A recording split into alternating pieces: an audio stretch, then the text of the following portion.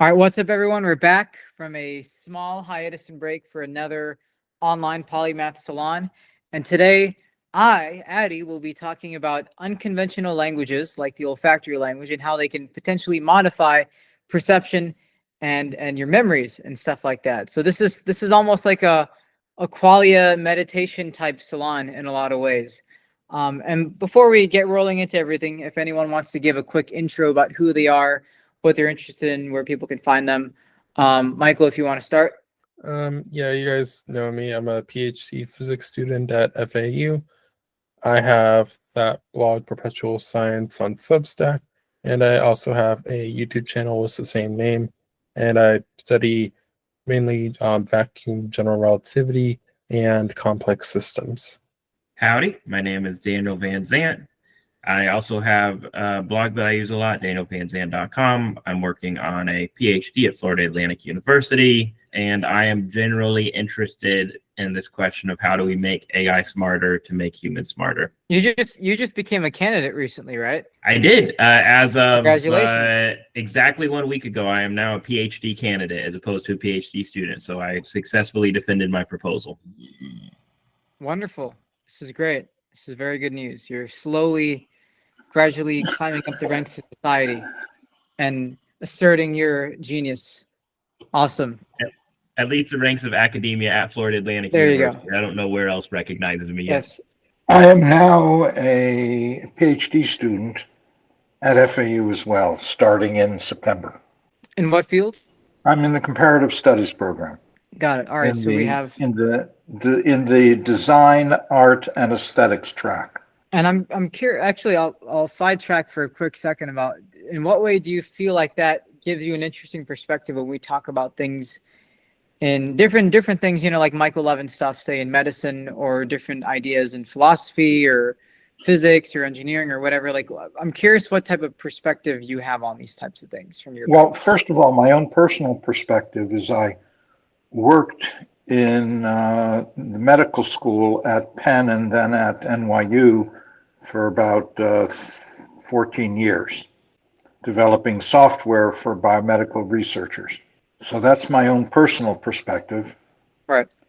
And the work I'm doing, the plan for my dissertation, is to study visualization tools for creativity and collaboration in biomedical research, which directly is related to the kind of things you guys are talking about. I am advocating that perhaps before we begin to look at AI, we should really understand the full depth of possibilities in the human brain, which I think are not really utilized effectively, even without an AI assistant. Yeah, today I was actually going to talk a little bit about visualization in humans, biological visualization, and rather than specifically, on our devices and stuff like that. Right, So exactly. we'll get more into that. But it's very fascinating that you are interested in these things because I think there's a lot of potential. All right, Cooper. No, I think it's fascinating that you're interested in these things. Thank you. Awesome. I'm glad. That's good. That hopefully that means I am tackling an issue hopefully worthwhile. Quickly, Cooper or Jess, any quick intros y'all want to do? I'm very big into cybernetics, like sensory augmentation, and because how we perceive changes how we can cognize and abstract. I do a lot of cybernetic prototyping for that sort of thing. I'm curious about the use, like which way cybernetics is used there. But for my introduction, hey, I am a recent data science graduate. I went back to later career graduate for that. I've had many years in startups and innovation, leadership and strategy around those topics. And I have a background in like cognitive science, a little bit of phenomenology, and also cybernetics, I suppose, too. But yeah, good to be here again. I'm curious to hear what you have to say, Addy. By the way, Jess, did you end up going to Imagination in Action? No, I don't think my travel plans got interrupted, and then I don't think I got. The timing just didn't work out. I would have gone there, but it didn't. Got it. They Because just it was a work out. good time last year. I had a very fun time last year. Yeah, and they do like a whole bunch of those things. Yeah, Yeah. periodically. Yeah. I John might does try to like go. several of them throughout the year. Yeah, he's good for that. I might try to go to the like the TEDx stuff and MIT and Right. other universities here, but we'll Yeah. see. I was there for that too last year. It was a lot of fun. All right, cool. All right, let's get rolling. Today we're going to be talking, like I said before, about unconventional languages and the way they can affect aspects of our cognition, like perception and memory.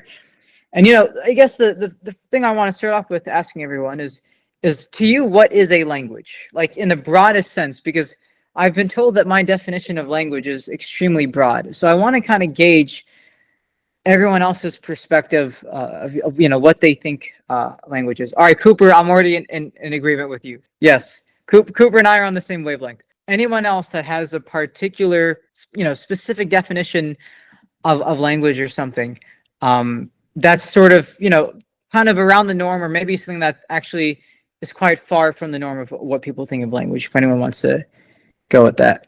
Michael. Not to be like There we go. simple about it, but I'm curious, like what is the conventional norm of language that we're going to kind of be arguing against? Like just to say it. So I think there's things that it relates to the way we think about like information and entropy of language and the ways it can be used to describe things or whatever.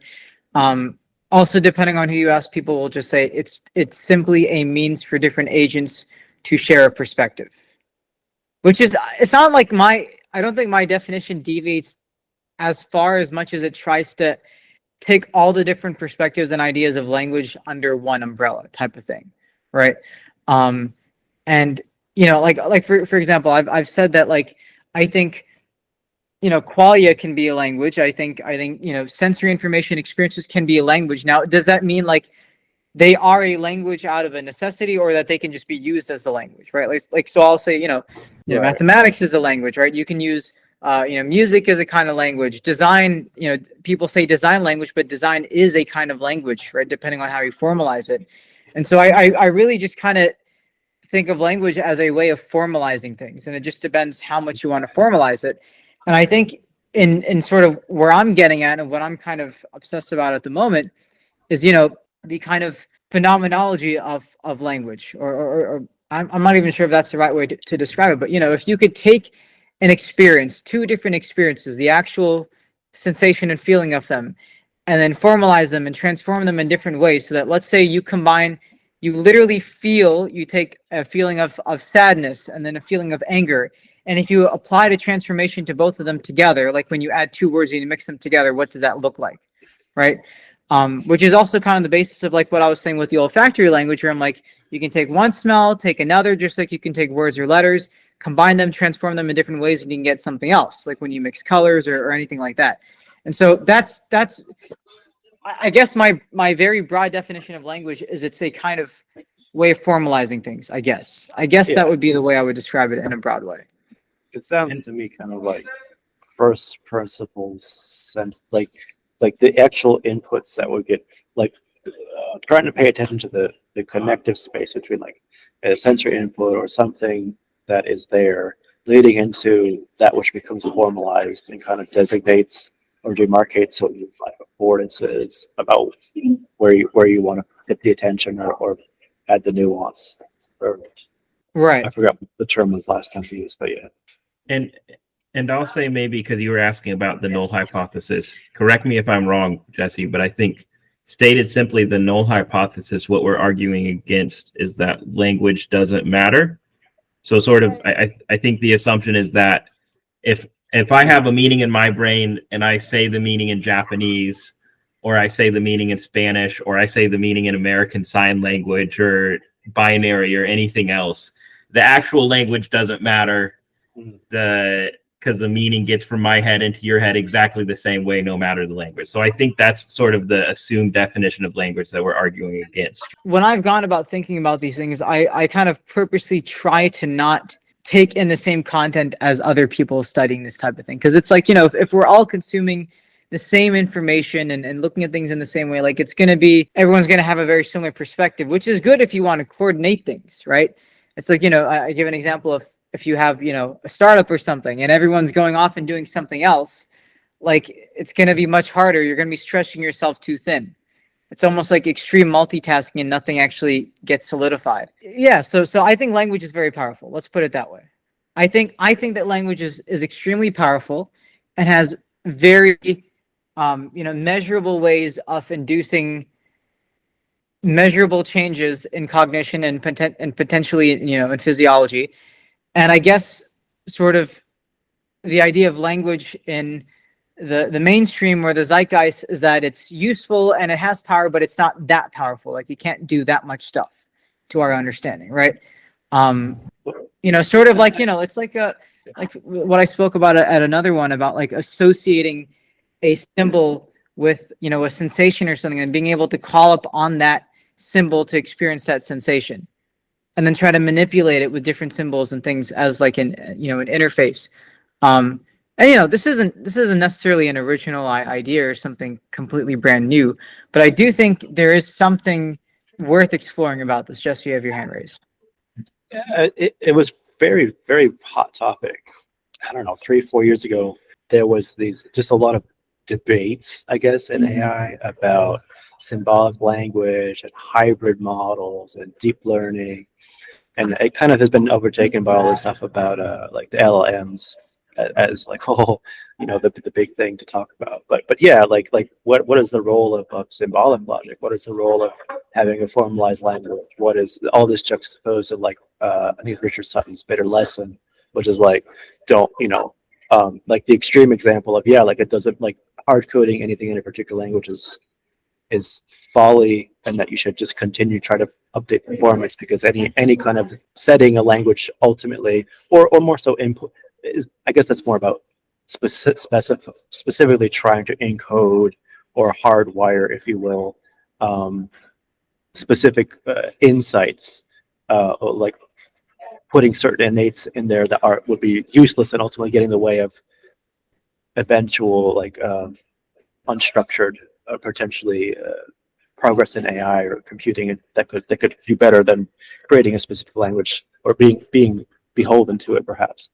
That probably wasn't a great reference, but yeah, like it's a very old kind of like the different cycles in AI hype, and in general the overlap between like actual artificial intelligence and cognitive stuff has kind of gone back and forth around that topic a lot of like, you know, what is the structure of things in that sense. You know, what's this? In a way, thought itself is a language to the substrata neurological side. Yeah, again, Cooper and I are kind of on a similar wavelength to these things. Yeah, I mean, so can you think, you know, when you think, is that thinking in a kind of language? Right now, you don't even have to have, you know, let's just say somebody doesn't know English. They weren't trained on anything that we normally consider to be a language, right? I think there was some experiment on this for like deprivation during, you know, the critical period or something. But it's like, if you were, let's just say you ran an experiment and like there was no one actually learned a specific, you know, English, French, Mandarin, whatever, right? In what way would then their mode of thought and communication evolve, right? And it's going to be interesting to think about this because, you know, like in the example of say an olfactory language is like, okay, let's just say you have a human, right, for instance, and you take away all their other senses and smell is the only thing left. Like there's a good chance they're probably going to model the world in terms of smells and think in terms of smells because that's the way they're taking in information, right? At least primarily. And I mean, there might be people that have done this before and we just don't know about it, you know, that have happened. And the thing that's interesting for me is okay, cool. It's fun to learn. It's very interesting, whatever. But I'm like, I think this gives you a pretty useful look into the way we abstract and transform ideas, right? So the goal of this was really just, can you abstract better using something like this? Can you think in very, very different ways by using a different interface like this? And so, you know, an example I've given in the past is like, you know, if I'm trying to draw something on a canvas, all right. Now, if you think in your head in terms of the visuals, in terms of the medium that you're going to be communicating on, right, which is the canvas or the paper, like there's very little translation you have to do between those two things. Like, okay, what you see in your head is basically what you're going to very directly put onto the canvas. Like there's no guessing work, right? But now let's just say you want to go a little more abstract. Well, how do you start to remove some details and transform things in different ways? Well, one of the ways you could do that is maybe now what you would normally represent visually, you think of your head in terms of maybe a smell or a sound or a feeling, right? So artists, this is not a new thing. A lot of artists will say they think in terms of feelings. There's lots of artists that will say, when they're crafting a song, they're not even thinking of the sounds per se, but they're directly interfacing with the feelings of it, right? The emotions and all those types of things, right? And then the sounds kind of fill themselves in a sense. And so, something that I'll do is like if I'm drawing or whatever, is if I want to go really abstract, I will disconnect from thinking visually and start thinking in terms of sounds or smells or whatever. And then I'll find out when I translate it back into a visual medium, it looks like a very different image, right? And I also would say that this is just sort of thinking about ideas in general. When we have, when we think of these ideas and philosophy or whatever, is that you can also represent those in your head under these different kinds of modalities, and they can all have their own purposes. I'm not saying that one is necessarily better than the other, but they'll serve different purposes. Yeah. So this fits well with do you guys know about the no free lunch theorem when it comes to like algorithmic information theory and things like that? So basically it's that your algorithm can have different features and it can optimize for different things, and there is no perfect algorithm that optimizes for everything at once. So you just have to choose which features you want. And what you're saying is almost something like a no free lunch theorem for language, where languages can have different features that optimize for different kinds of things and maybe different kinds of thinking. And you're kind of and you can make a choice about what features you want to optimize for. Right. And I'm wondering if anyone here speaks multiple languages. Is if you notice, people will say, okay, they'll sort of think of things in front of them differently sometimes when they task switch between the different language, right?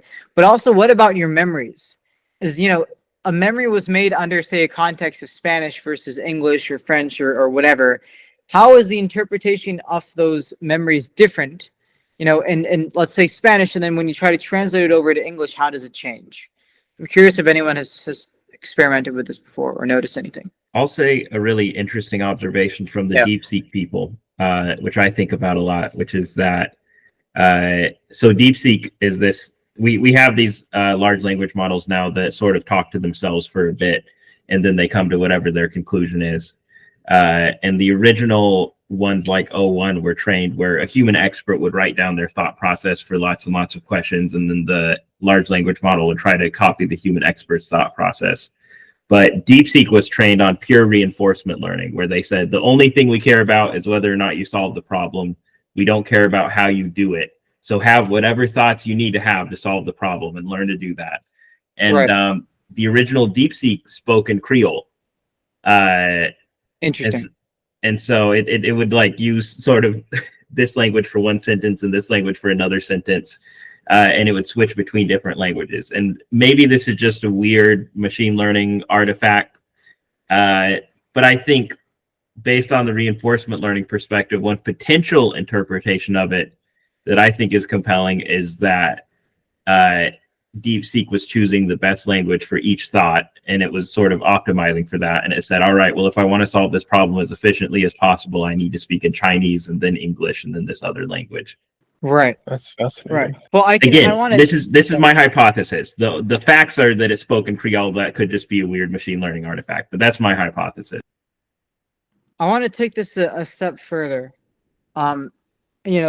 Let's think about sort of the things that we normally think about as qualia or phenomenology or whatever. Maybe we need someone from QRI on this salon for that. But I've said before that, like, I think if you want to kind of, if we talk about things like general fluid intelligence and all that type of stuff, like there's a thing about like, is there a way you can experience the world where whatever you do when you learn a language or draw is the same when you play piano, right? There's less that you have to change about your cognition and your observation, right? And so something I've experimented with in the past is like, can you take and these words are not ideal. It gets a little tricky at times, ironically, because we're talking about language. But, like if I'm playing a piano and I'm going to draw something, if I can really focus on like the experience of what I'm doing and try to mix that and what I'm doing when I'm drawing, then it's like I'm just doing one mode of thinking when I'm doing both, right? And I don't even, it's one of those things where it's kind of hard to convey unless you've actually kind of tried this, which is also kind of says something about language and the way it represents things, right? It's like, I've said before, like, you can listen to a Nirvana song and you can feel a certain way, even if you've never felt that kind of heartbreak before or whatever, right?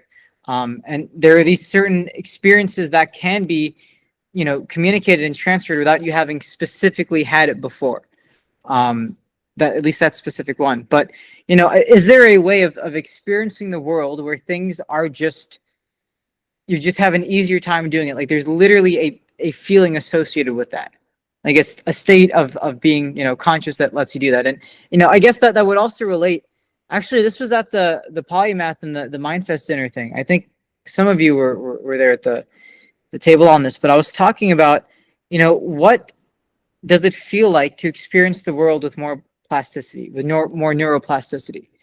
And I'm going to tie this into the language and perception memory thing later on, right? Is how do you, if we say that a cognitive system is more plastic, what is the actual experience of that, the qualia of that? What's the qualia of neuroplasticity, right?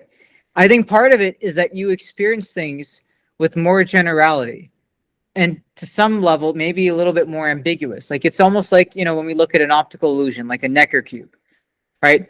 Is there these, you're looking at something that's kind of there, but you're sort of aware of the fact that your mind is switching between these perspectives. It's also like the famous audio illusion, the what is it, green needle brainstorm type of illusion, right, for hearing and audio.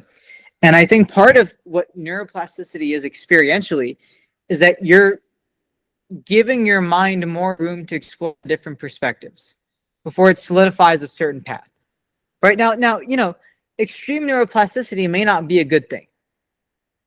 I don't think you want something to be so quickly able to change. I think you need some kind of invariance and structure and skeleton throughout time, which would explain the complexities of why some things are harder to change than others, maybe, right? But focusing on the experience, that the actual experience of neuroplasticity is like, I'm wondering if anyone's ever thought about, when people say, oh, psychedelics increase neuroplasticity, or intensive meditation enhances neuroplasticity, or this exercise enhances neuroplasticity. What do we actually mean by that experientially, right? How would we get to the same conclusion and goal if we didn't have, our modern scientific frameworks? Because a lot of times now we're looking at the brain, we're measuring these things, but can we say what this means experientially?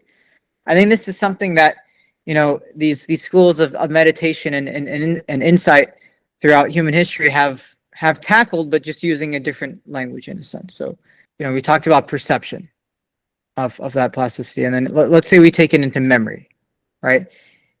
How do we define the strength of a memory? Not like, okay, how strong you remember, but I mean like the use of the memory. Like I think memories, part of the reason that they're kind of there are to be useful, is so that you can take something and apply it to something else that you haven't necessarily seen before, right?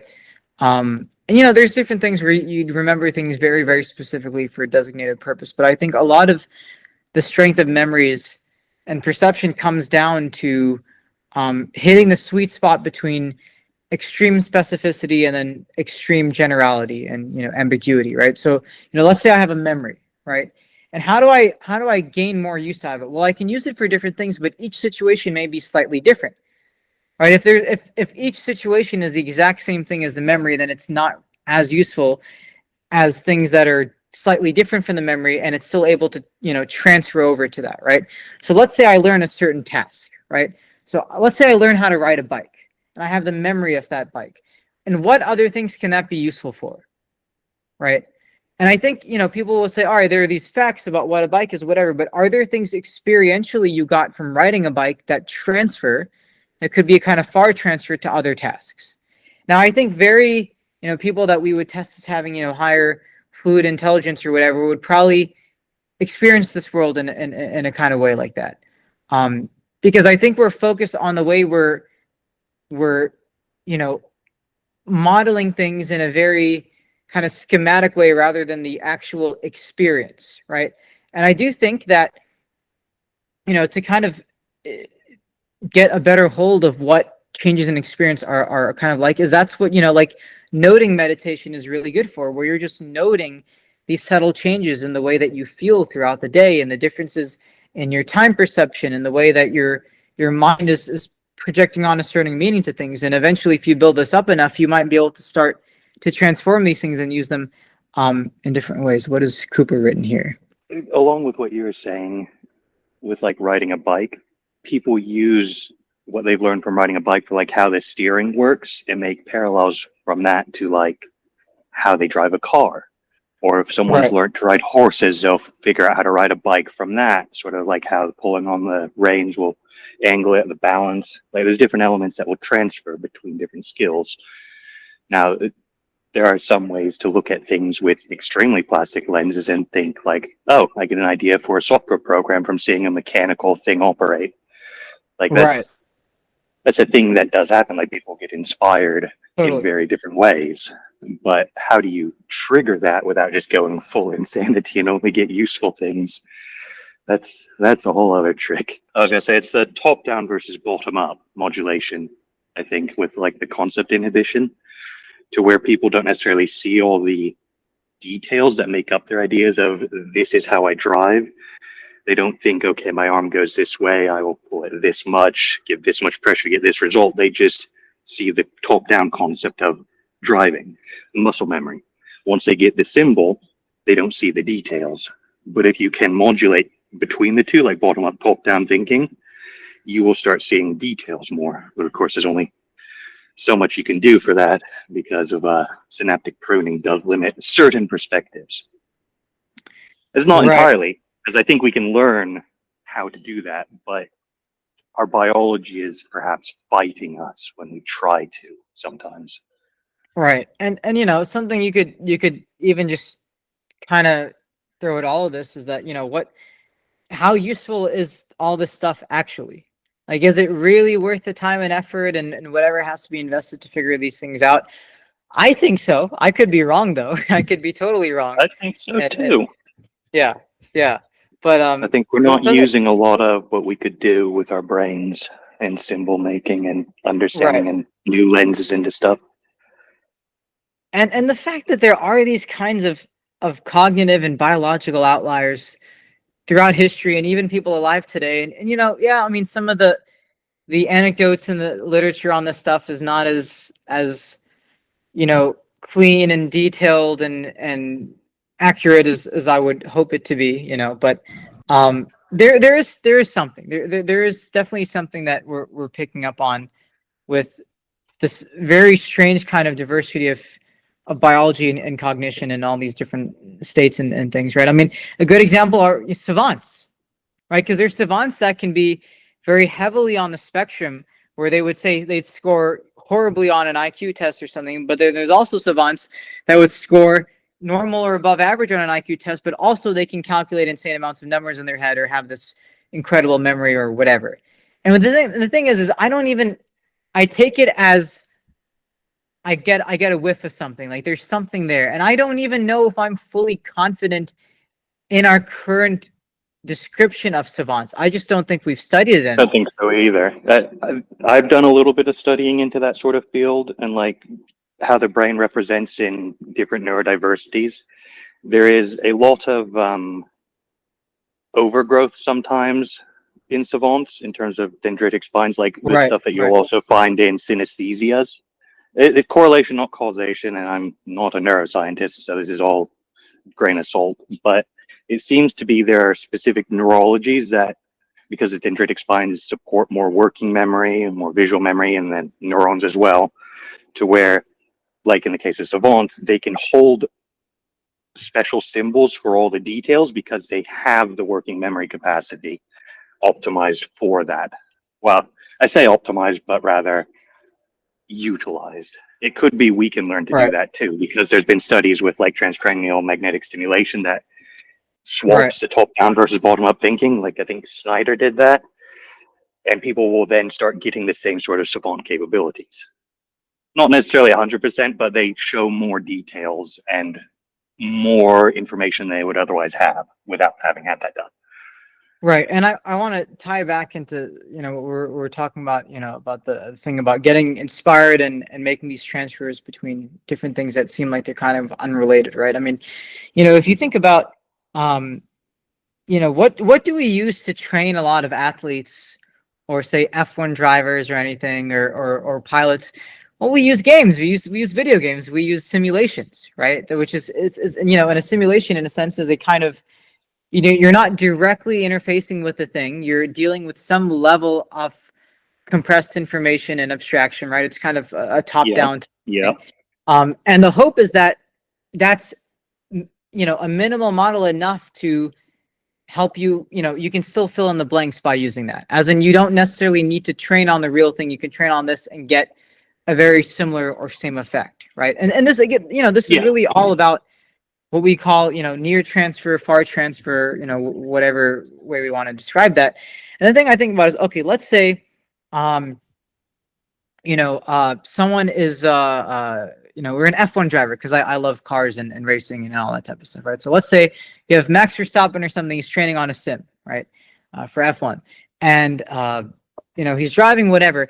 In what ways can you make that simulation more abstract, right? Where then it starts to apply to more things than just the given situations that you're driving on, right? Because like, for instance, if you're driving on a simulation, right, on a sim for racing, and it's always the same track and the same vehicle, it's not necessarily going to force your mind to generalize and gain that kind of flexibility you need to tackle changing things on the real thing, right? There could be weather differences. Something can go wrong with the car. There's all sorts of different things that, the idea is that what can you train that lets you do things that you didn't train for, which is kind of, I think, the purpose of simulations like that.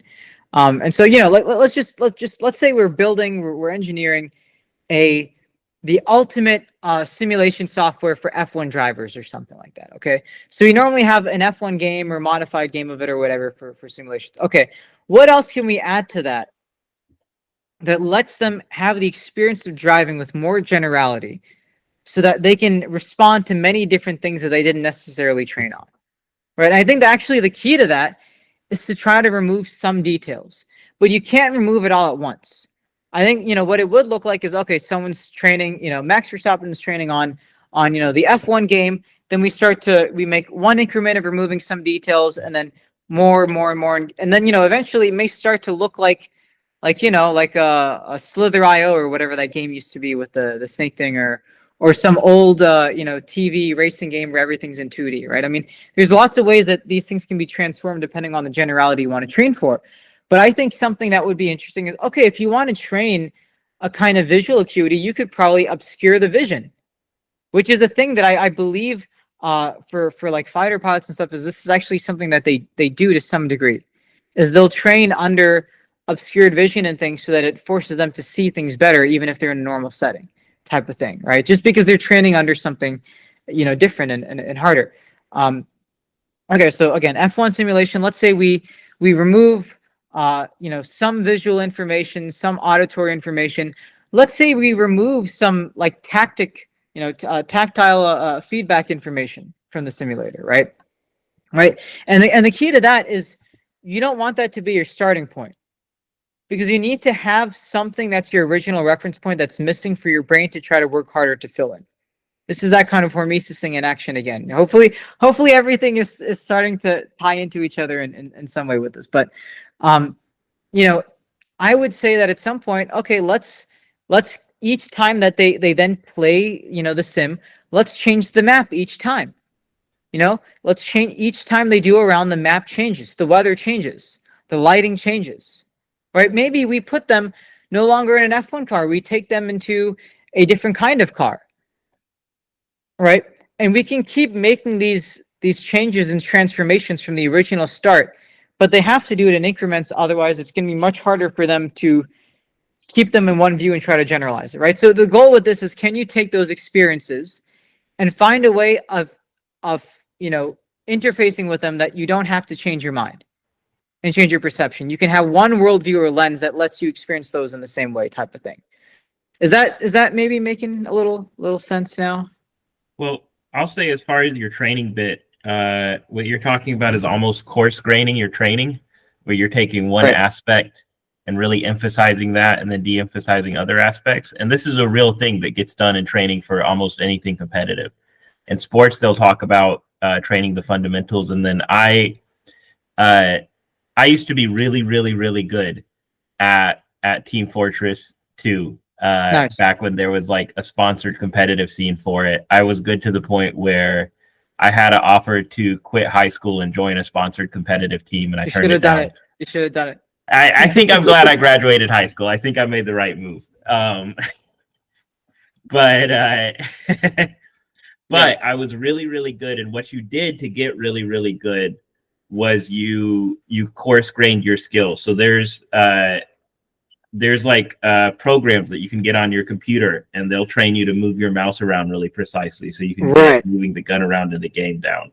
In Team Fortress 2, there's maps where if you wanted, the soldier has an ability called like rocket jump, where you can boost yourself in the air. And there's maps where they're basically parkour maps. They don't exist in the real game, but you have to rocket jump super precisely to pass the maps. Right. You have to train under more strained conditions than you would in the real game. So you can go do these coarse grain, train on the fundamentals type of thing. And some very smart people, I'm sure, figured out, all right, what are the precise skills that you need?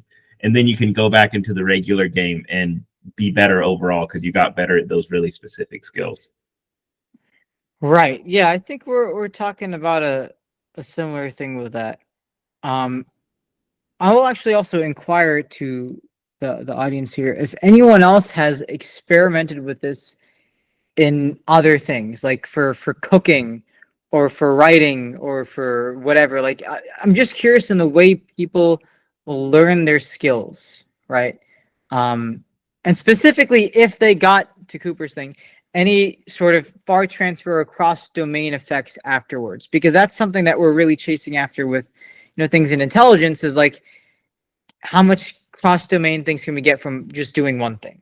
So I'm wondering if anyone else, just in their daily lives and any hobby or interest that they has anybody gotten an effect where they trained on something and they noticed some after effect or afterglow in some other task? Well, I mean, kind of standard example, like I grew up in, my dad taught a specific kind of martial arts, and the extensive training of like the footwork in it or the hand posturing, it's like definitely shaped. I'm really glad to have learned it earlier because I think it set a great foundation for a lot of other things. But it also biased stuff. Like I'm a self-admitted white boy, and I was in college trying to dance like a different culture's dance, and not only was I not familiar with dancing, all I knew how to do was these like very structured martial arts movements, and it was not ideal for that. But I definitely heavily conditioned me towards specific sets of things, and I eventually got out of that, grew and evolved. But yeah, there's sort of pros and cons to the trainings that you can do. It definitely made operating in certain, it makes certain body mechanics much more accessible. Right. And using or wielding power or generating force in certain ways, but then not in others, for sure. So your answer is really interesting, Jesse, because it sounds like you almost overfit on that kind of skill, and it made you good at certain things, but worse at certain other things than you would have been if you hadn't trained on that skill. Am I hearing you correctly? That's fair. It wasn't the cognizant. It wasn't intentional overfitting as a kid to, do that and then suck at it for a while. But that's what happened. That's what, I couldn't. When it came to okay, freestyle movement, what do? I defaulted to my training, and it took me longer to go out. It took me longer to warm up from that.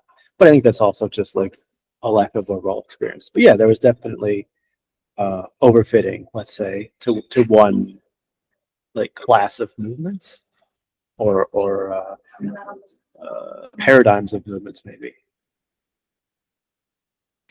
this says something about like the way our priors shape everything else that we kind of see and experience afterwards, right? Which again, this is the lensing thing, right? About, you know, like if you read a paper and if you know the only thing you know is X, you're going to see things in terms of X at least to a degree until you make the transformation. Yeah, Jesse.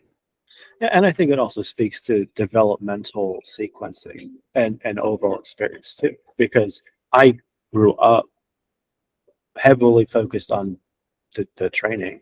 Well, it wasn't my life school, but I went to it very often. My dad was a teacher, so on the weekends I just do that.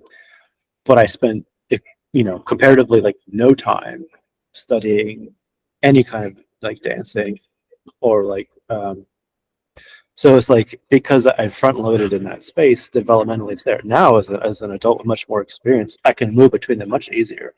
Like I can select but there's a definite shaping and a developmental aspect.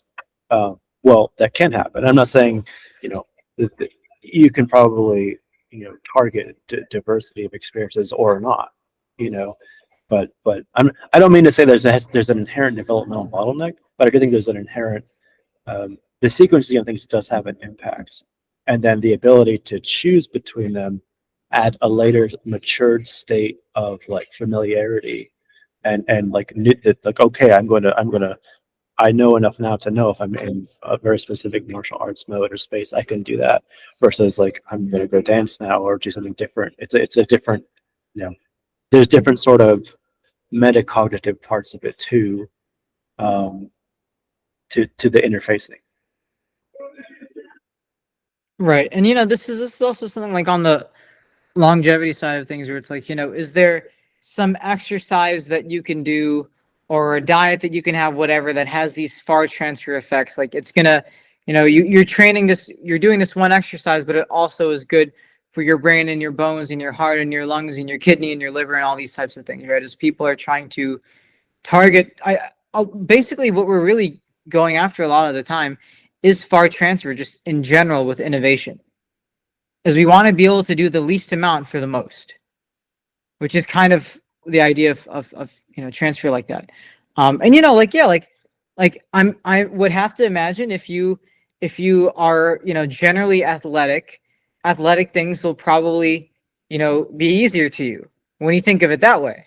Like, you know, if you've spent a good chunk of your life, even if you're younger, you know, whether you're running, skateboarding, doing gymnastics, whatever it is, like if you take on a new sport or whatever that you haven't before, I imagine there are, well, here, I need to phrase this because there's also interference, right? Which is to your point about where it could make some things easier, but make some things harder. And the things that are harder are where there's interference. Like, let's say you go from a specific style of martial arts where you're throwing a punch or a kick or something, right?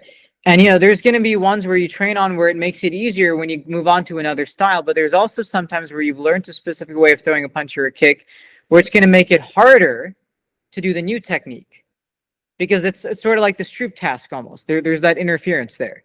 And something that's interesting, right, is like, you know, when people get locked into a certain technique for running or lifting weights is when they then need to change to something else, it's sometimes harder.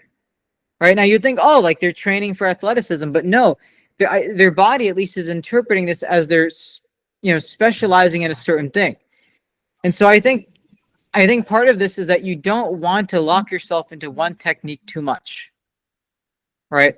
I mean, there are definitely certain cases where you want to, you know, specialize for very, very specific tasks. But if we're going after this kind of general intelligence and cognition and biology, I think getting a very wide diversity of instances where you challenge yourself is a good thing. And the goal with that is that you're maintaining coherence between those different states. Like you're not just looking at it as, okay, I'm doing task 1, 2, 3, 4, 5, whatever, and they're just sectioned off and walled off. It's that you're trying to feel them and experience them as one whole thing together, right? And that's the thing that I think I struggle to, you know, explain as well as I'd want to at times. But I think it's one of those things, at least right now, where you kind of have to just try it and you'll kind of understand. It's like, you know, when I talk about the olfactory language, where it's like, there's a handful of people I've spoken to where they can kind of get the idea of it, but they don't know what it would actually like feel like to try to learn something like that. But anyways, back to the technique thing is that, you don't, I think tasks, in terms of training or whatever, the body is, I think you can gain a lot of very functional strength by doing things like just moving furniture around or climbing things or doing whatever. I don't think, when we think, can we equate strength to some aspect of cognition like intelligence or working memory capacity or attention or whatever? Because like, when we talk about strength, right, what do we actually mean by strength? Do we mean, is it the bone, the muscle? Is it some connection between the two? Is it a neurological thing with the way you're able to control the muscle? Like, what are we talking about? And I think usually when we talk about it, we're chunking them all under kind of one thing. But you can have strength without necessarily having significant, hypertrophy, for instance. Yeah. Now, I mean, there's a certain level that you need your muscles to do things. But let's think about this, right? Is let's say you had, when you train for things, what you're kind of trying to do is you're taking an original reference state and you're obscuring it in some way and getting the system to adapt to that obstacle and that change. All right. So it's like when, the example I gave before in the past is like, let's say you're right-handed. That's your main way of communicating, right? And you're writing a letter or writing a paper. Now, to fulfill that goal, if your right hand is damaged and you can't write with it and you can't heal that back, what other path can you explore and adapt that will let you still fulfill the goal? And so, okay, maybe I'll go now, I'll use my left hand, which is what happens a lot of times when people, injure their dominant hand or something, is they have to learn how to use things with their other hand. And let's say both hands are injured. Now what? Well, do you try using your elbows or your knees or your toes or something else? Do you invent some new kind of language to communicate things? Right? You could use a verbal language that way. You could do all sorts of different things, right? And I think this is also the same thing when we talk about training and strength. And again, the reason I'm bringing up training for strength and muscles and all that is because I think it helps to think about these things as very diversely, is to sort of, go between these different fields and find the connection. And when I think of training for strength, okay, the goal is to pick up an object, right? But there's how many different ways can you actually pick up that object, right? Okay, you could say, oh yeah, we'll just build a tool that does that. Okay, whatever. Let's say you're before the modern scientific and computing age. How would you adapt and evolve a way to pick up something if your muscle was injured? Right? So something that's interesting that I've experimented with, and I believe other people in the kind of bodybuilding community have experimented with, is there's a kind of training where you purposely overtrain and you try to have your body find another way to have some kind of strength. So let's say you have now completely fatigued your muscle. Is there some other way to still use that hand or whatever to lift something even though the muscles are kaput? I'm wondering if anyone's thought about this before. Because there's still other things in your body that can let you fulfill that goal. And it doesn't even necessarily mean you have to go and use the other hand. Go ahead, Jesse. I kind of missed some of that. So you're saying training something completely to like fatigue that you can't use the muscles in the normal way anymore, and then like doing something different, or? Yeah. So let's just say you're doing bicep curls or whatever it is, right? Is what happens when you've absolutely fatigued that muscle group, right? And you can't use that muscle group is now too far fatigued and defeated to lift that anymore. What other way can you still fulfill the goal, right, of lifting this weight if those muscles are kaput? Well, what's something that happens a lot, right, which is sort of the idea of whether you isolate a muscle or not when you train, depending on what you want to do. But people will say, okay, you have to put in these constrictions, these constraints in place for you to isolate a certain muscle group, right? And then once you isolate that and you train on that to fatigue and then you can't lift anymore, what starts to happen, there's other muscle groups and things around, is those will try to take over and fulfill that task. Right. So when you're lifting, like I'm lifting a weight with my arm or whatever, my bicep is starting to get a little fatigued. Now parts of my shoulders and my triceps and my forearms or whatever will try to do some of the lifting for me. Exactly. Compensation. This also ties into that hormesis adaptation thing, diverse forms of adaptation and learning, right? Is maybe a way to sum this up. And the reason I like thinking about things this way, these are things that I can kind of try. I don't have to have a big fancy lab to try these things. I can just do these things basically on my own, which is why they're kind of a lot of fun. But yeah, like something like if you try this right now and you train one muscle group to fatigue and you overtrain it, like if the goal is still in place, like you're gonna find some other way to fulfill that goal and lift the object, right? And then now, you can say that there are certain aspects where there are plenty of people that are not very muscular, right? They don't have a lot of muscle, but they can still lift things because an aspect of that is neurological. It's the kind of muscle memory, even if you don't necessarily have a lot of muscle, right? And there's also parts that the way your bones do this, right, is depending on the way that your bones are connected. It may make it easier to lift certain objects, or say win an arm wrestling competition, right? Which is a similar thing when people say, like, for a runner, do you want longer legs or shorter legs, right? And if you're swimming, do you want longer legs or shorter legs? Well, it's kind of funny that like a lot of very, very well-respected giants in swimming and diving or whatever, like from what I recall, they have more fish-like proportions. Their body is kind of larger, but their legs are a little smaller, kind of like a fish. And then if you look at basketball, well, everyone's very tall. But now an interesting argument then would be, let's say you want to become the next Michael Jordan, but you're like 5'6". How do you do it? Is there some way you could evolve and adapt yourself to fulfill that same goal, but you can't touch height? Right? So there's this whole guy that's learned to train his vertical jump. He's the knees over toes guy. I'll have to link that in the description.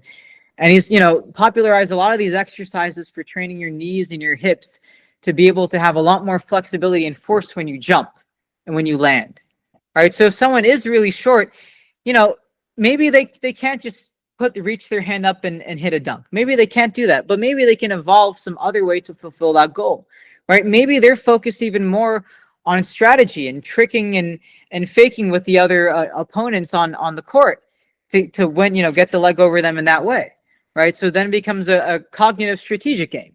And then also you could say they could train their jump and how quick they're and all these different types of things. Right? Competition itself is inherently kind of asymmetrical if you think about it. Right? If you have two identical people in the same exact thing, what's going to happen? They're going to reach the same thing. The whole point of competition and change is that there's things that are different. And you're trying to choose and favor which perspective or adaptation is more favorable on depending on your goal or whatever, right? It's like, is competition there if everything is like equal and identical? Right? And let's think about this very abstractly, right? You have, opponent A, opponent B. They're the same height, same, cognition ability, same traits, everything. What are you selecting for when you compete? Because competition is basically a filtering process, right? It's almost like a pruning process. It's okay, you're trying to choose one thing over the other. But if they're exactly the same, right, what do? It's like, it's like if you hit a stop in a road and both roads left and right are exactly identical, which one do you choose? There has to be a difference to be selected and to weigh over the other choice. Does that make sense? This probably gets into game theory a little bit. I also get into like old school cybernetics paper, like behavior, purpose, and teleology, which is all about like trying to create these frameworks to understand behaviors that are goal driven. So like this is all goal driven framework and right about it. But yeah, like it is interesting to think about the compensation analogy, and also like there, I wish I was a little bit more versed in some of the later work of like the Francisco Varela lineage, because what he was trying to do was basically bring some standardization towards like phenomenological subjective experience research. He was very adamant about that. So trying to find some ways to basically, because you were kind of saying, oh, different people couldn't understand this, but they kind of get it. But it's like, how do you get it? How do you basically get everybody from a similar starting point to do the exploration and kind of make it a bit more rigorous? Comes to my mind too. There's something else I was going to say, but I kind of forgot. So I'll try to bring it back. And you wanted to mention something, the Judy fan thing you were telling me earlier? Oh, someone mentioned something about like drawing, and I think I was gonna like creating. Oh, I think it was the gentleman who left, and he was doing like art creation of art or Right. something like that. And that's what triggered the Judy fan reference, but I don't. Nothing beyond that really. I think what you're saying gets at something really important that is maybe less intuitive if you're from a certain kind of background, but for almost any problem you want to solve, like you gave the example of Michael Jordan and everybody, there's more than one way to skin a cat. Exactly. In the sense that like, okay, well, I can solve this problem this way, or I can solve this problem this really, really different way. I think the development of I want to say the screwball in baseball, it was one of the kind of balls that's really famous now, was from somebody who just had a really weird, wacky stance, and everybody made fun of him when he pitched. And he just kind of leaned into it and said, well, I'm going to figure out a way to pitch well with sort of this sort of weird, hypermobile, I look half drunk kind of stance. And he did. So I think for any given task that you can come up with, or maybe goal's a better word, I like that from Jesse,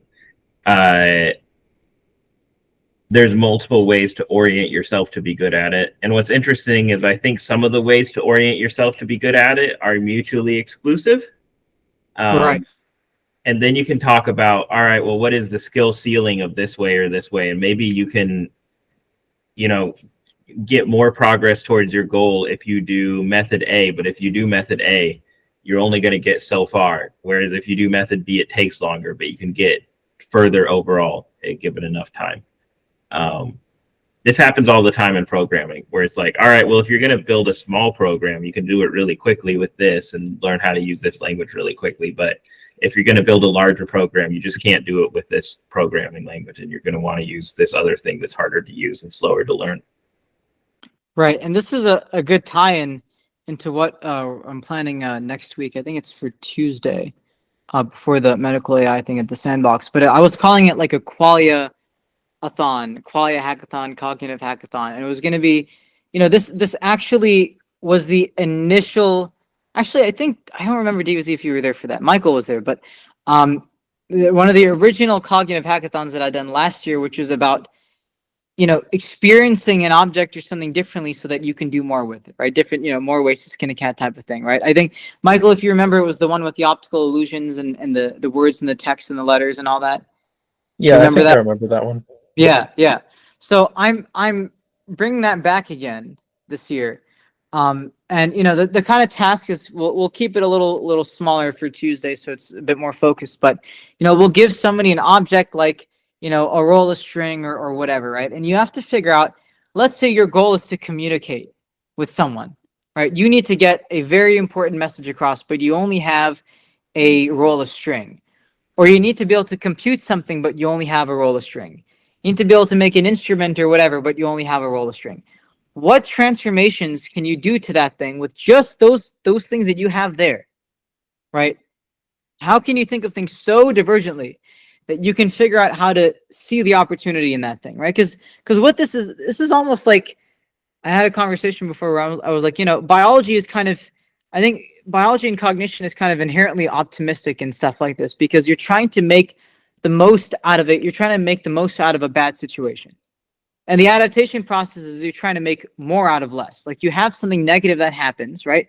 When you're lifting your weights and you're making these tiny injuries to your muscles and your bones, that's technically a bad thing. Like at that moment, your body is actually kind of weaker. And then what does it do? It tries to not only, recover that, but to do something even more than that and overcompensate, right? So it's not just compensation, it's overcompensation. And I think, when you have, enough of a goal in place, and we could have a whole nother conversation, maybe we'll title it The Origin of Goal Directedness or something, right? What even is a goal? Where does it come from? Is that, when there is this goal in place, and if it's, important enough, is that life will find a way. The system, the cognitive agential system, whatever word you want to use, it will find a way. It will find a different way to skin the cat, right? I was going to bring up an example of how Rafael Nadal, the tennis player, trained left-handed, even though he was born right-handed, at least as far as I know, to gain, a competitive edge on things. But which also goes into the thing about sometimes, winning a competition is basically not being predictable. Is the moment the other person's not able to kind of predict and figure out what you're doing, you gain an edge over them.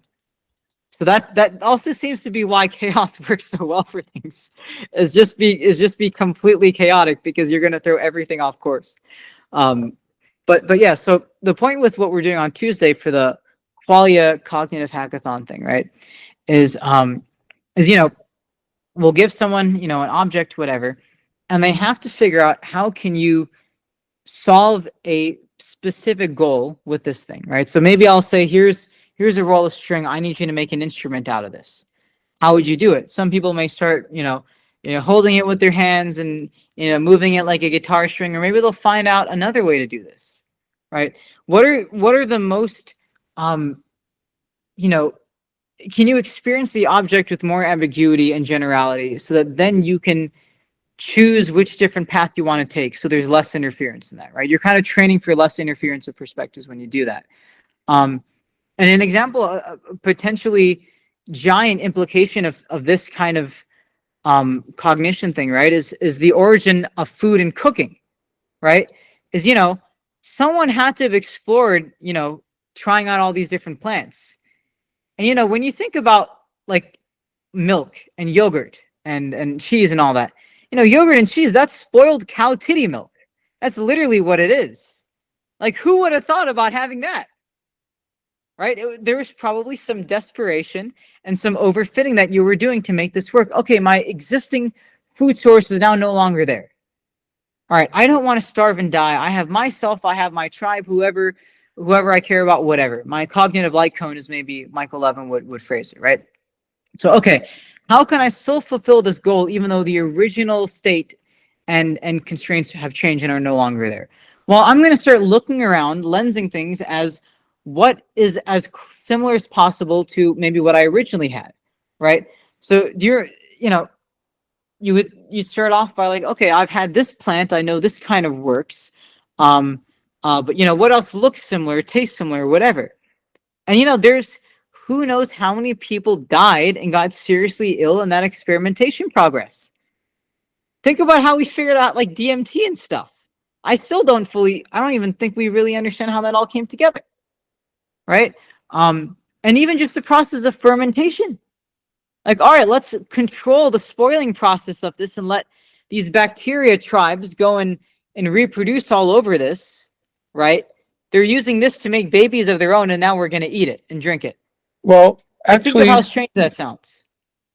for the part of finding out which foods are like poisonous or not, a likely method that they probably would have used is start by consuming an extremely small amount of that plant or whatnot. And if there's no ill effects, like start consuming a bit more. And then like over time, you see if it starts having negative effects, it's probably not like going to immediately jump from being like from being like non-toxic really in small doses to being like instantly deadly. There's probably going to be a transition region, so they could try to find how high, where's that transition point is, and if they're able to like get to meaningful levels that you could like actually feed someone with, then they could determine that plant is safe to eat. Yeah, Right. I'll back up what Michael's saying. I do lots of primitive camping and bushcraft type of stuff, and there's actually a very explicit process that you use to figure out if something is poisonous, where you take a very, very small amount of it and you dissolve it in a bunch of water and then drink the water and wait 8 hours. And then you put a little bit against your skin right on the inside of your elbow here, because if it's, it'll give your skin a rash. It's generally poisonous. And there's a whole sequence of steps. What's interesting is mushrooms are one of the only ones that the sequence of steps don't work with. Poisoning effects in mushrooms are not gradual. It's like, oh, I had a little bit of a mushroom. I'm completely fine. I don't feel bad at all. I had a little bit more. Now I'm dead. But everything else you can do that sort of process with. Yeah. Yeah. I agree with what Michael was saying. But I also was agreeing with what you were saying just now about, about like, yeah, you can take a small amount and that can still hurt you or kill you. And there's not necessarily a very, just because you take a small amount of this doesn't mean if you up the dose by one iteration, you're going to be fine or it'll kill you or whatever. Right.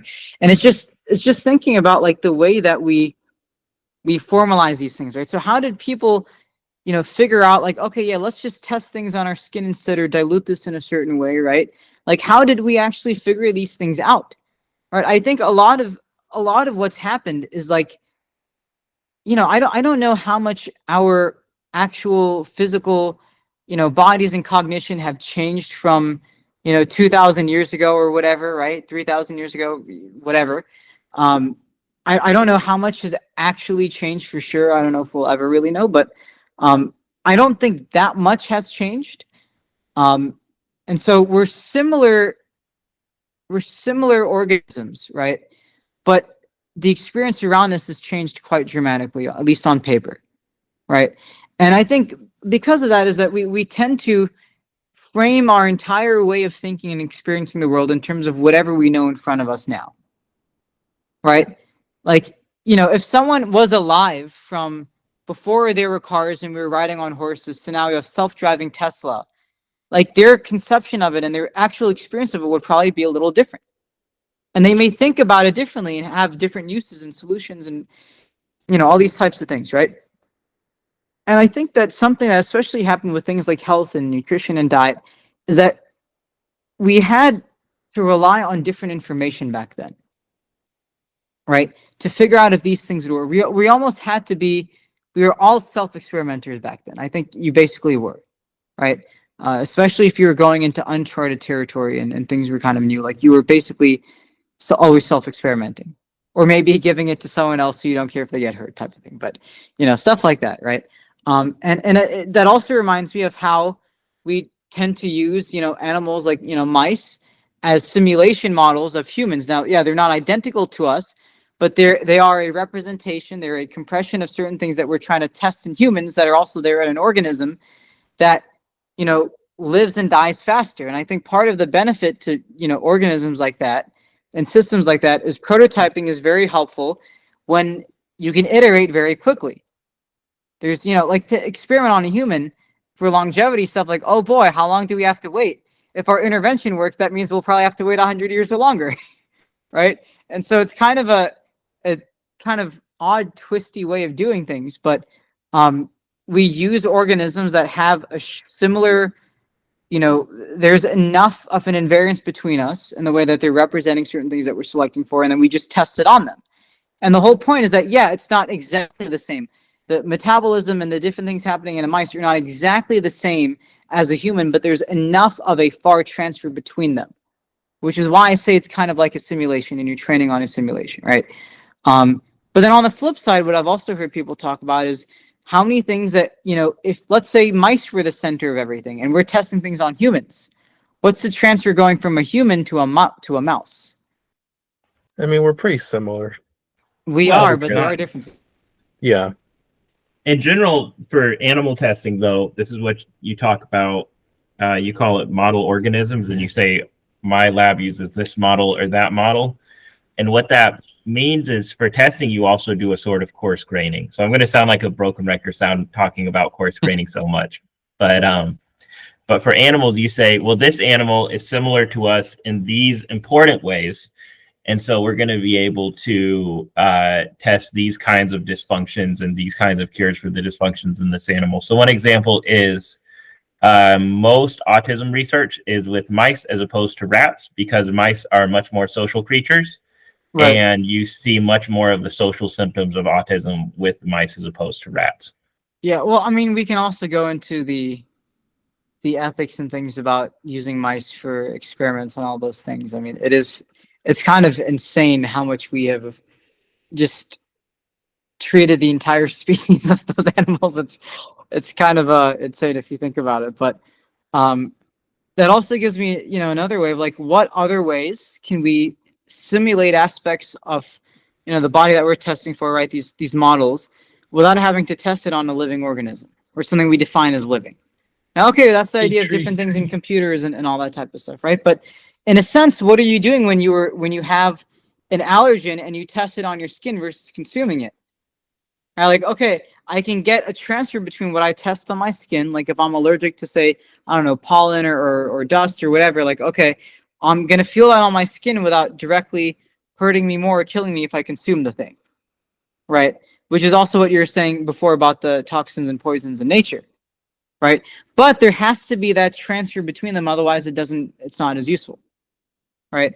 And so I guess maybe a question to pose here as we start to wrap things up a bit is like, the basis of this thing was kind of unconventional languages and memories and cognition. And as usual, we diverged, a little bit here. But I think to connect all these back together is that I think, the big picture with this is that what you see is what you get. I think, if you measure in inches, you're going to see inches. You're going to know inches. If you measure in millimeters, you will know the thing in terms of millimeters. And what way can you measure things where you can see inches and millimeters?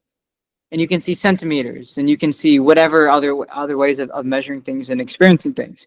Is there a way to train your experience, right, through these unconventional language, whether it's an olfactory language, it's a, qualia emotional language where you're becoming extremely aware of your changes of, say, emotions and time perception and whatever throughout the day. You create associations between them, and then you can make transformations to induce certain states. And at this point, you are very directly modifying the software while the program is running, right? Which is I also think we're part of where the idea of interference actually comes from. But I think there's a lot of very powerful things we could do to the way we understand the world around us and we think of things by changing the way we experience those things, right? It would be very, very fun to see if we combined, advanced insight meditation and jhana practice with a bit of martial arts and professional athletic training, and then standard stuff that we do in academia. Like if we had a program that would encompass those in a cohesive way, right? Not as these things sectioned off, but as ways of understanding things in a more, kind of deeper way, hopefully, is what type of perspective does that give you, right? And so I'm wondering just if whatever I've said so far in this discussion, this salon here, if anyone has gotten an idea of something maybe they want to test in themselves or explore a bit more, a way of experiencing the world, right? Through a lens, a qualia lens, context lens, whatever, that may lead to a certain insight of things, right? Now, maybe that could be, feeling sound differently or feeling smells differently or experiencing time differently. I'm just curious if this has brought up any ideas for anyone here. Well, this might be a bit of a trite one, but I've been meaning to learn Lisp for forever because I've heard it helps you think differently about problems, even if you don't use Lisp regularly. This is a programming language. It's been highly recommended by people who are much, much better at programming than me. And I think maybe this is the kick in the pants I need to go ahead and just bite the bullet and start learning Lisp, even if I'm not using it regularly, so that maybe I can think just do it. Just do it. Not sponsored by Nike. Just do it. I obviously explore lenses not just internally, but rather externally too, with the data fed in over the sensory weavers. And that kind of gives me that different perspective on the things. And even though it's just like thermal and distance for now, or like OBDI data from my car, it's that lens of, oh, we can take any number of lenses depending on the situation if we just train our body to ingest those patterns of meaning to build up those new cognitive lenses and abstraction utilities. I don't know what to call them aside from like cognitive applications or frameworks, but we can feed in a lot of new patterns, which then combines with all those other cognitive practices that you're mentioning, to where I think there's a lot of really, really weird stuff that's possible that people just aren't looking into yet. Mainly because we don't necessarily have the patterns to do that. Yeah. I actually, I was going to add that, next week's will be a little more of a simple qualia hackathon thing, but I'm thinking maybe for the following week, or maybe I'll save this for Austin, since by the way, I'm going to be doing stuff in Austin, Texas now, but I want to do one that's kind of like, all right, let's just say I give somebody, you have to lift a weight or something, or you have to do some specific movement, right, to fulfill a goal. Let's just say you're lifting. I'm going to assume everyone could probably lift, say, 10 pounds, right? Whoever would be there, right? Hopefully. Okay. Well, actually, if they can't lift the 10 pounds, that makes it more interesting potentially. But let's say they can lift 10 pounds, right? I'll say, all right, you're going to just focus on lifting 10 pounds. That's your goal. And you need to find some very deep pattern or truth about, complexity and cognition by just that alone, right? Because I think something that tends to happen in our modern world of extreme abundance, at least for some people, is that you I feel like we don't use things as efficiently as possible because there's an overabundance, right? So something I've also been thinking of launching is some type of like micro grant or micro grant hackathon challenge where we give somebody, a very small amount of resources and time or whatever, and you have to build the heck out of something within those restrictions, which is why I think the hackathon model is kind of like a fast living dying organism, but it lets you move things and iterate very, very quickly because of those restrictions in space and in time, right? Something I thought about is, okay, let's go Done ahead. those. I was gonna say, having done that for like, I come from a prototyping background, and a lot of that was just like the crunch time before presentations. It does create a lot of solutions, but there's also a lot of fragility there that can come too, Right. in terms of you've not had time to think out all the structure underneath everything, and it may not Right. necessarily be the most optimal perspective, but it does get you kind of a foot into that landscape that you can then build from, for sure. Right. Yeah. So this is definitely there's a good way and I guess a bad way to prototype things and do things like that very quickly. What I was kind of getting at is, by selecting for certain perspectives and ways that you're experiencing things, can you see more potential in an object than you normally would? Right. So I mean, you're almost saying, can you be more of an opportunist in a sense? Like, can you see the opportunity and the potential in anything, which I think is what makes a very good talent scout or an investor. I think this is something that it's a very, very valuable skill for most people, right? It just part of this reminded me of like people that come from scarcity and then are then in a world of abundance where it's just kind of easier for them to deal with things because they were trained on such a difficult situation. Right. So, I'm big fans of lots of, different rappers and stuff over the years. Like, I listen to things that, from Eminem or Jay-Z or any of these types of people or whatever. And I'd hear about like, how the heck did they figure out these like really unconventional paths of fulfilling their goal and their solution when their back was completely up against the wall? It's stress testing the system in that way. That's so fascinating for me because, when things are working smoothly, okay, fine, status quo, everything's fine. But the very fun and interesting things to study, the dynamics of, are when a system is stressed and when there's an aspect that it would deem crucial to itself is taken away. Now it has to figure out another way to fulfill that purpose, right? And so I think there's something that you'll probably see when you look at people that grew up in different environments is I think they literally perceive currency, information currency, stuff like that. I think they experience it differently, right? I think a very good salesperson and a very good entrepreneur probably will see things around them as opportunities of business. That's their lens, right? And if you think about this, like I know this has been a big challenge in like entrepreneurships. It's a thing people say. It's like, okay, it's Monday, all right, and if you can get me $15,000 by the end of this week, you'll be awarded with $1 million. Would you be able to get that $15,000 from me without breaking any laws or doing anything unethical or whatever in that time slot? Because then you get rewarded $1 million. And I think people will find a way to do it.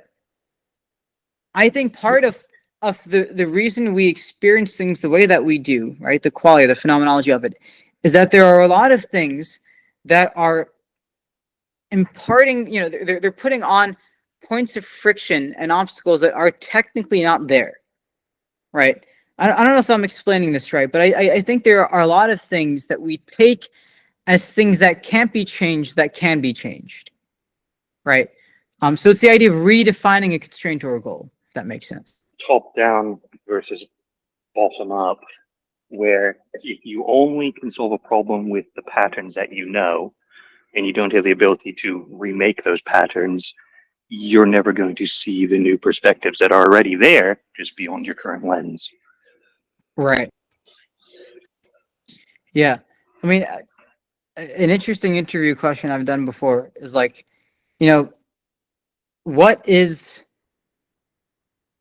the most you were able to get done with like the least? Or I don't think that's exactly how I phrased it, but it was something along the lines of like, okay, you were given a very important task, in a short amount of time, you had limited resources. How are you able to solve this thing, whatever it was, right? And when you do that, it's that compensation thing. When one muscle isolated is gone, and then now you have to find another way to, use other things in the system to lift that weight and do whatever. I think that's what breeds creativity, though. It's those restrictions. Ironically, it's that constriction is what kind of forcefully breeds creativity, right? If you are locked into one view, and this goal is interfering with that, you're going to find another way to reach that goal, right? Which is the essence of competition.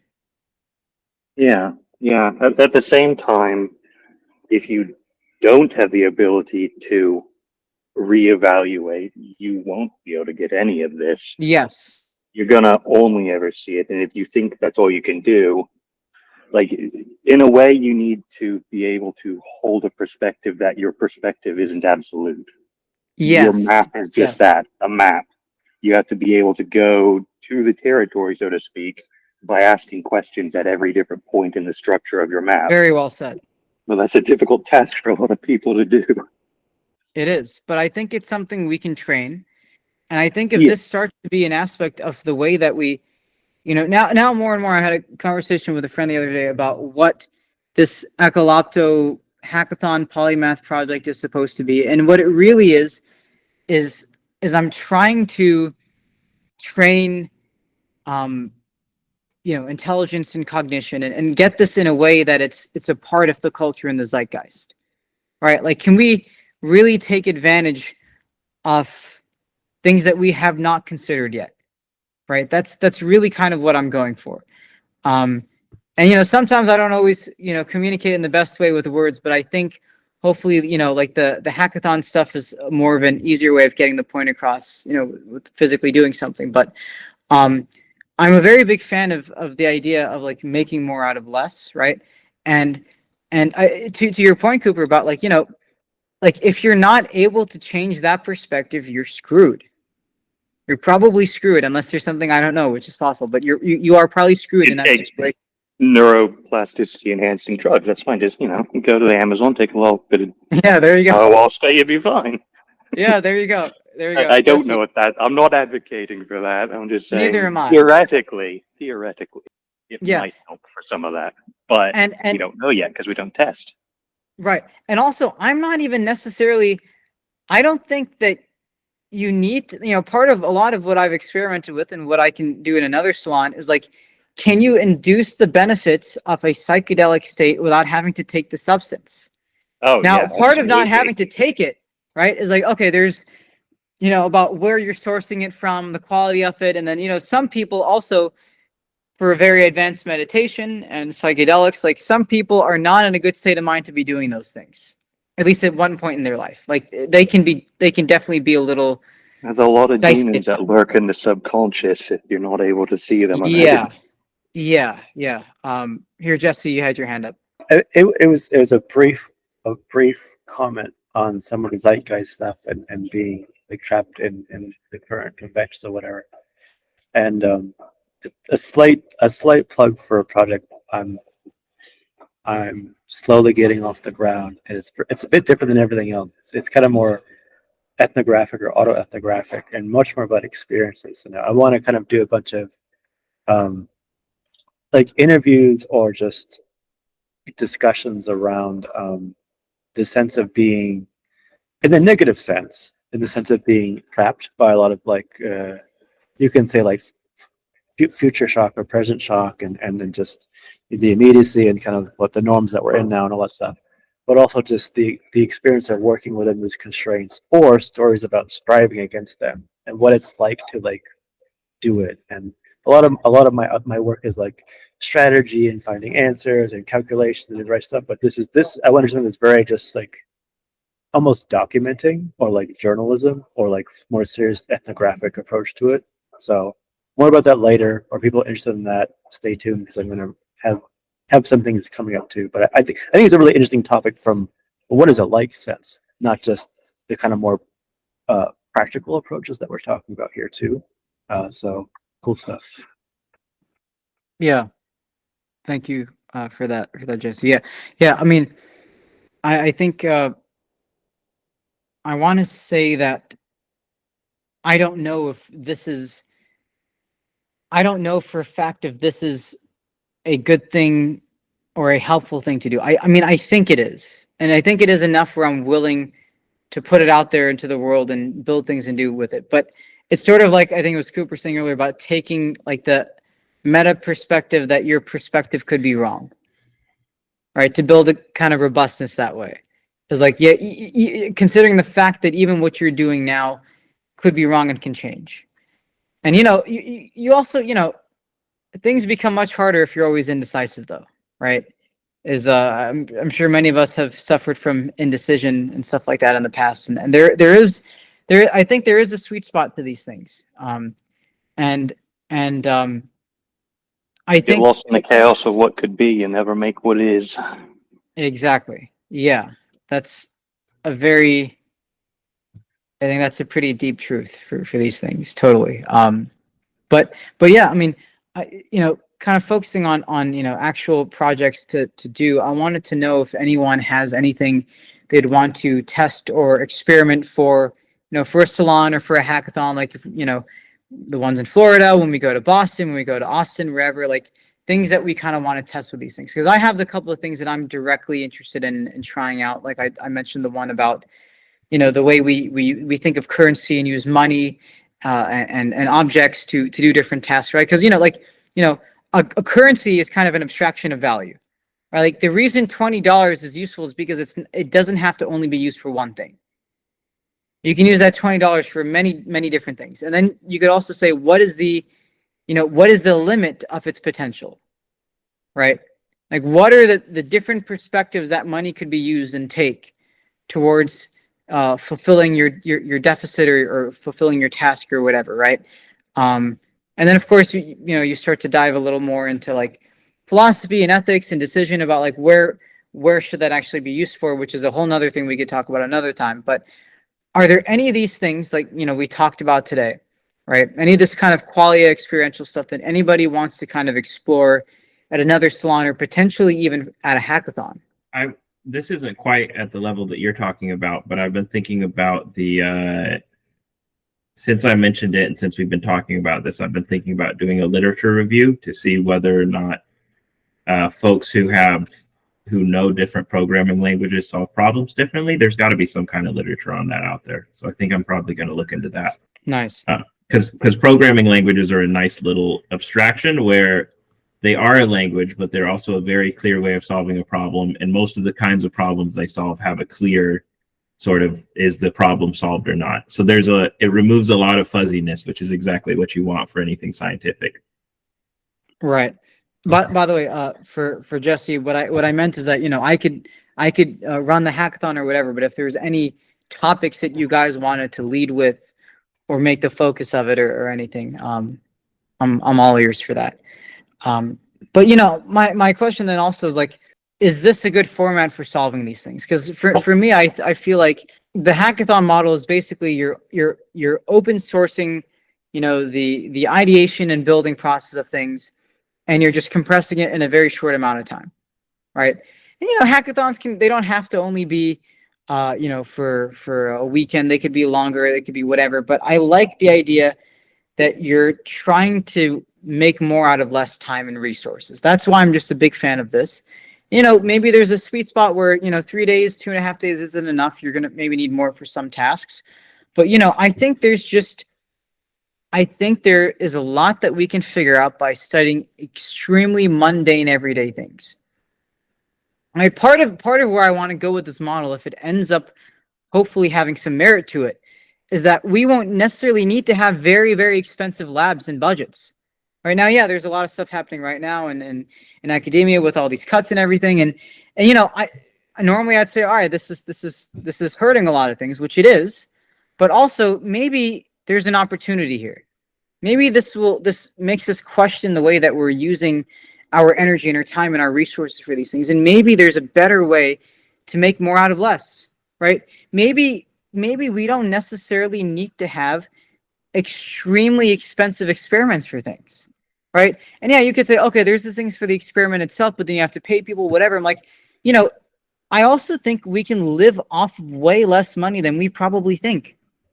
I think it's possible. I mean, I'm not saying you could do anything with $1. I'm not saying that. But I'm saying I think there are ways of potentially experiencing the world and thinking of these things where you can just do more with it, right? You know, if you think about, you know, if you want $10 to be valuable, do you buy a food, item with it or whatever because it lets you work hard the next day, or do you invest that in something else?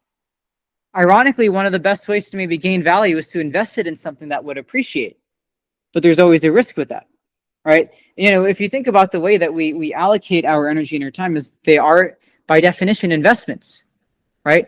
You know, when I'm investing my time as a currency into these salons, it is a hope that it will appreciate into something that's well worth the risk and time that I was putting into this, right? And you want to, multiply it as much as possible is the general philosophy with these things, right?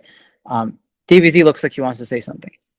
Yeah, I was going to say, if you're interested in this question of how do we learn a lot with sort of a small amount of resources, this is something that I'm very interested in.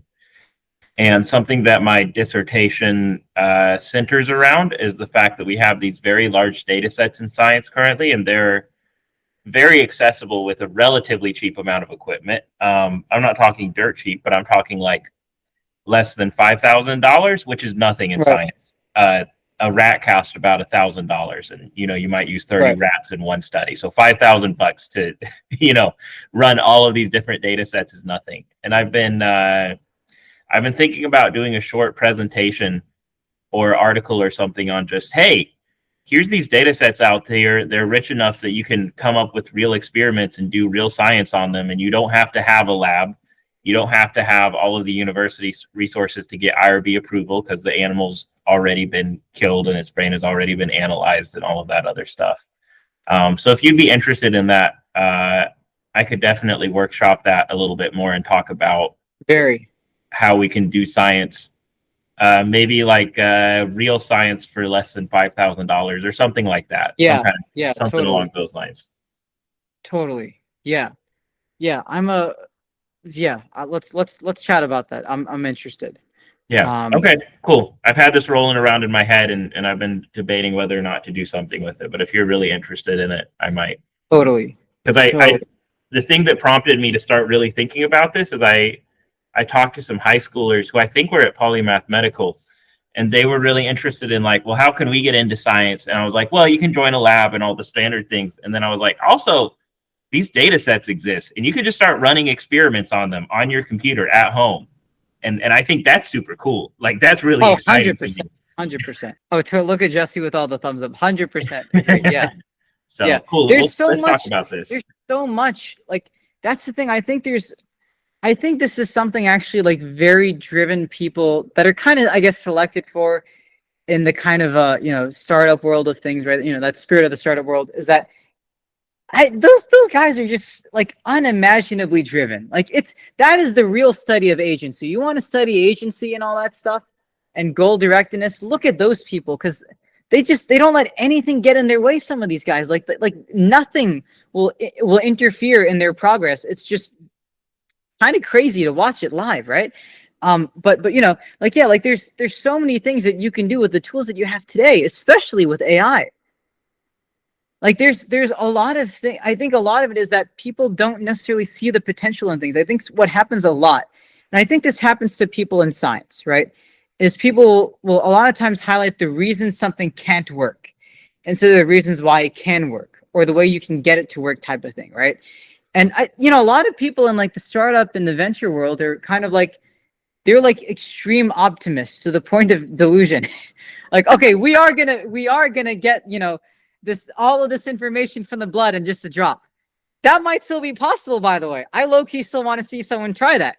There might be other ways to tackle this that we haven't explored yet, right? I think I actually spoke about this in another salon on the whole Theranos thing, right? But like, like it's just interesting. Like I think there's a sweet spot. I know, Dan, you've spoken about this before, I think on one of the Ekkolápto videos, about like that sweet spot between the rigor of academia and then the kind of fast-moving optimism and drive of the startup world. Is I think that they can not just, coexist, but I think they can actually work very synergistically together. They feed into each other anyways to a degree, but I think there can be even more cohesion there. And to the point about, the high schoolers that you were mentioning from Polymath Medical that were interested in this stuff, right? Like, I think I feel like it's very unfortunate that like we're kind of losing some of our most like, biologically healthy years to doing tasks that are not as important or impactful, right? Like, okay, when you're younger, you have more plasticity of your brain and your body, and you learn quicker, you have better memory, you have less aches and pains, the gray hairs aren't in yet, the wrinkles around your eyes haven't formed yet, you can work sleepless nights and still be fine, and you can live off of the cheapest food out there, whatever. Like, not everyone is this way, obviously, but a lot of people when they're younger can handle these things better because that's what youth does most of the time. And like, why are we not taking advantage of that?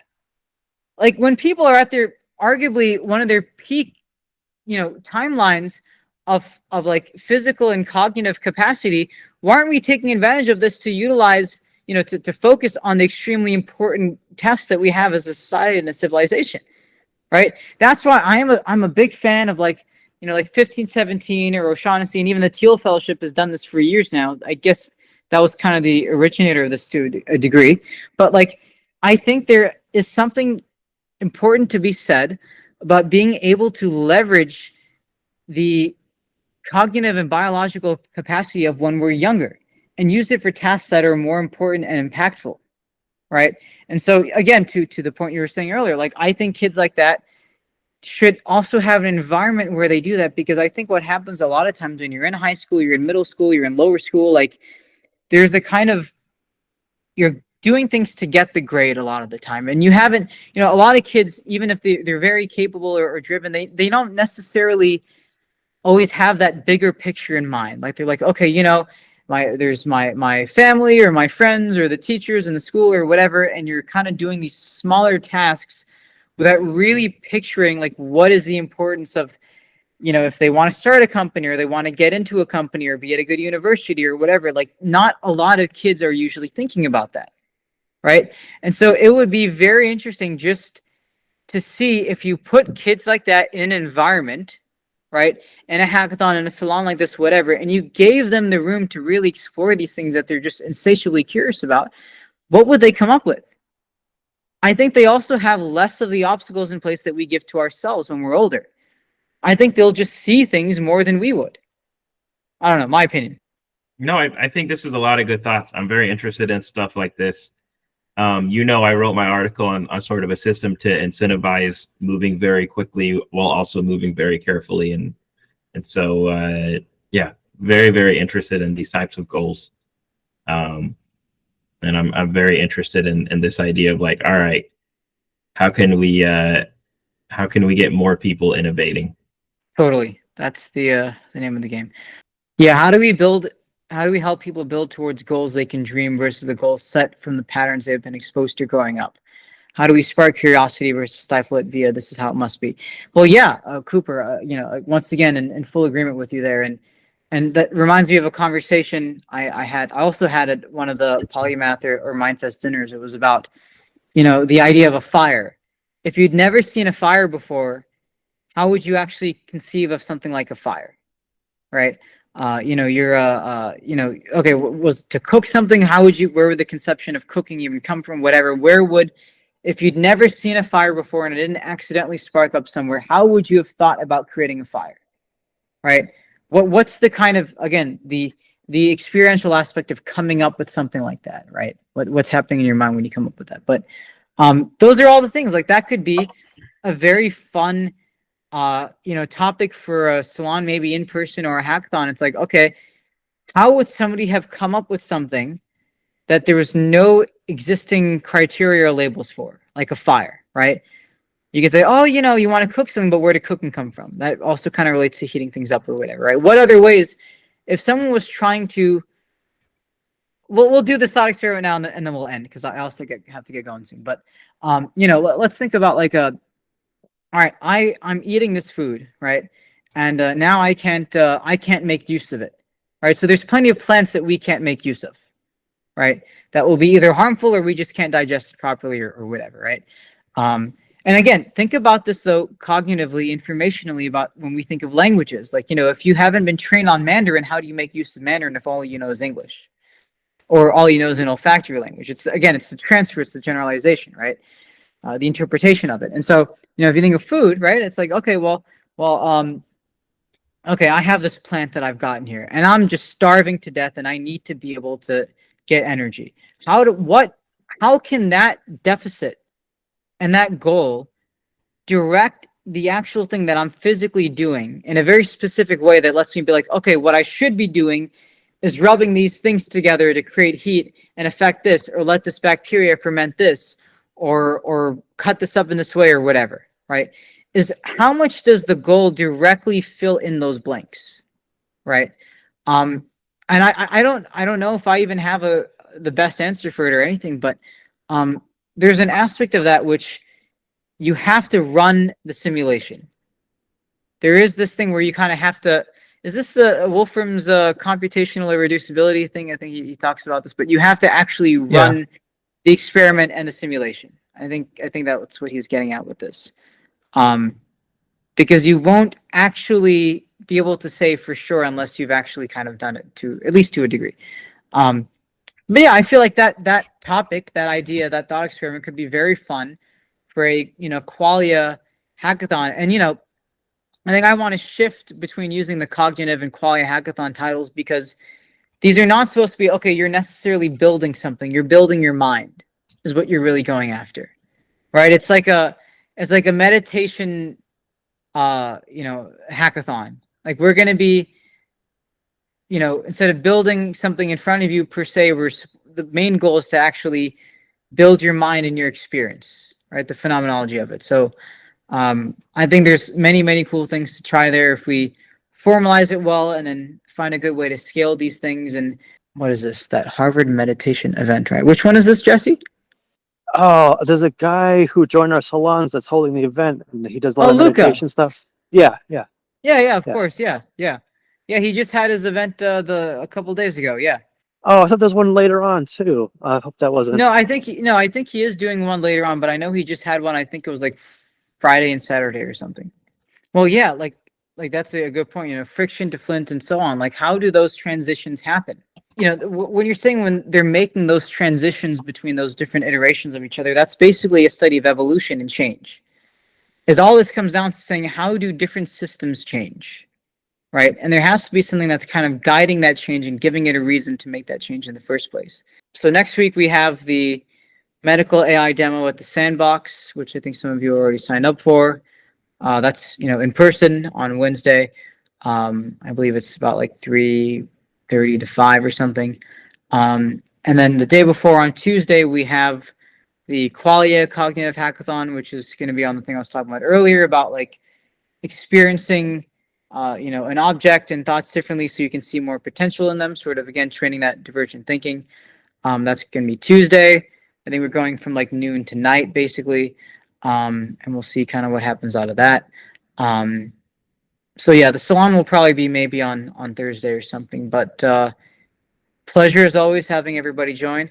Before we head off, just make sure if you want to plug any links, YouTube, Substack, Twitter, anything, Michael. I think, like I said, I have my Substack and YouTube channels, both by the name of Perpetual Science. Cooper.